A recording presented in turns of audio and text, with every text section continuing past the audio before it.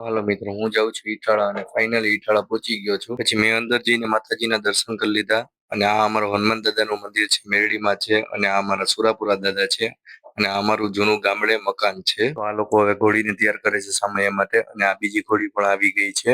અમે બધા રાહ જોઈ છે કે હવે ક્યારે ચાલુ થાય. ફાઇનલી સમયે ચાલુ થઈ ગયા છે અને જો રામદેવજી માથે બેહી ગયા છે અને વિરમદેવજી આપણી ઘોડી માથે બેઠા છે. તો આપણી ઘોડીઓ અહીંથી હાલતી કરવાની છે અને આગળ જઈને ચોકમાં ઊભી રાખવાના છે. તો ફાઇનલી અમે ચોકમાં આવી ગયા છીએ અને રામાવીરના ગીત વાગે છે ડીજેમાં અને બધા શાંતિથી સાંભળે છે. પછી હવે બધા અહીંયા અમારી ઘોડી વચમાં ઊભી રાખીને ફરતેકો રાસ લેવાના છે.